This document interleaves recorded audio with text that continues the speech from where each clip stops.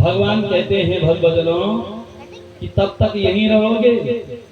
विप्राणाम निर्गतम वर्षाटके चासमें, ब्राह्मणों का 8 वर्ष में और क्षत्रियों का ये जो पवित्र संस्कार 11 वर्ष में होता था। तो भगवान की माँ ने कहा 11 वर्ष में भगवान का क्या होगा, यज्ञ पवित्र संस्कार होगा क्या, तब तक तुमने यहीं रहना है। भगवान ने कहा माँ अगर दरवाजा नहीं खोलोगी तो मुझे यहीं रहना पड़ेगा। अब भगवान नारायण ने समझ गए कि माँ कुछ इस भावाविभोर में जो है भूल गई है कि मैं कहाँ हूँ। उन्होंने कहा माँ को दिखाना पड़ेगा। मेरी परमात्मा ने कहा माँ, बहुत जोर से। माँ यशोदा ने कहा इतनी जोर से, देखा सामने तो माँ यशोदा क्या देख रही है, आ जान भोज सरचाप धर। भगवान माँ के लिए कह रहे माँ विवाह संस्कार करना होगा तो दरवाजा खोलना पड़ेगा, कहीं माँ ये नहीं कह ले कि मैं अंदर ही करूँ। इसलिए उन्होंने जोर से आवाज की, और आवाज जब की कि अर्थ का अनर्थ न हो जाए, माँ ऐसा न कह दे, इसलिए जोर से किया आवाज। माँ ने देखा तो भगवान शंकर का वह रूप दिखाई नहीं दे रहा। क्या हो गए, आ जान भुज सर चाप धर, संग्राम हरिभूषण लोकाभिरामम रणरंगधीरम राजीव नेत्रम रघुवंशनाथम कारुण्य रूपम करुणाकरम ते श्री रामचंद्रम शरणं प्रपद्ये, श्री रामचंद्रम शरणं प्रपद्ये। मेरे प्रभु राम रूप में जब परिवर्तित हुए, भगवान ने राम रूप देखा, सारे दरवाजे भी खोल दिए, सारी कुंडियां भी खोल दी, बाहर दौड़ करके आई। शांतम शाश्वत्रमेय मनघम निर्वाण शांति प्रदम ब्रह्मा शंभु फणीन्द्र से विमनिशं वेदांत वेदम विभु रामाख्यम जगदीश्वरम सुरगुरुं माया मनुष्यमार्गं वंदेहं करुणाकरं रघुवरं भूपालचूड़ामणि भूपालचूड़ामणि। भगवान राम शंकर का और विष्णु का एक साथ में क्या हो जाता है, मिलन होता है तो देवलोक से देवता पुष्पों की वर्षा करने लगे। भगवदनों वह दिवस आया, कितने समय में 9वां दिन भी गया, 10वां दिन भी गया, और कौन सा दिन आ गया, 11वां। इतने तक भगवान शंकर अपने कही हुई तो वहीं पे रहे।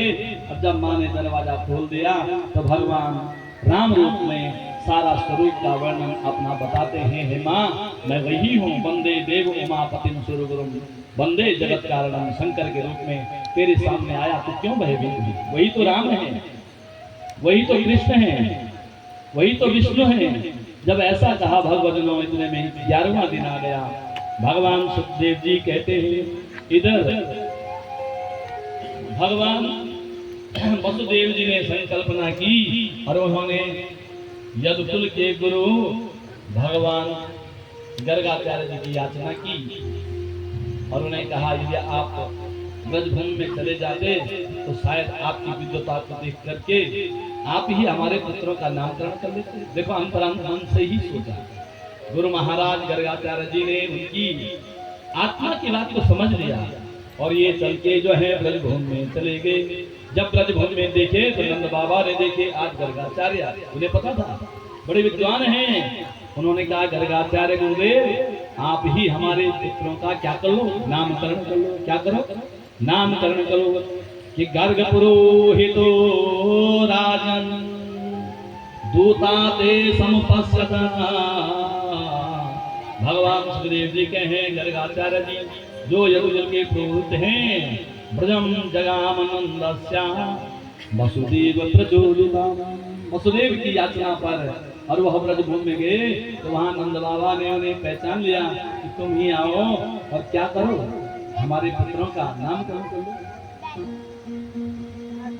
गर्गाचार्य जी ने कहा महाराज नंद बाबा तुम अपने ब्राह्मण से क्यों नहीं करवाते कि नहीं आप वेद विदु हैं, आप चारों वेदों के ज्ञाता हैं, और अगर आप यहाँ आए हैं तो मैं आप से कराना उचित समझूं, आप करो। माँ यशोदा और माता रोहिणी को थोड़ा सा संशय हो गया, नंद बाबा की बात को हम टाल नहीं सकते। उन्हें संशय हो गया। गर्गाचार्य जी ने भी कहा मैं करूंगा नंद बाबा, लेकिन महल में नहीं करूंगा। मैं यदुकुल का क्या हूँ, गुरु हूँ। कहीं कंस को पता लग गया, अब न जाने वो किस प्रकार का दंड मुझे भी दे देगा। उन्होंने कहा ठीक है, गौशाला में चलो। और गौशाला में जाकर के यहाँ रोहिणी और यशोदा माँ ने भगवान की परीक्षा लेने का मन बना लिया। रोहिणी के पुत्र जो माँ देवकी के गर्भ से संकर्षण करके रोहिणी के गर्भ में गए हैं, उनका भी अभी नामकरण नहीं हुआ। रोहिणी का पुत्र यशोदा के पास और यशोदा के पुत्र रोहिणी की गोद में दे दिया।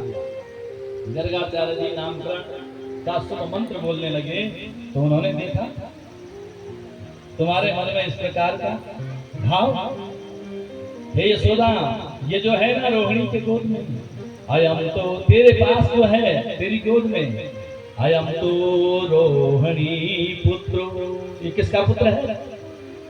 तुमने रोहिणी का पुत्र अपने पास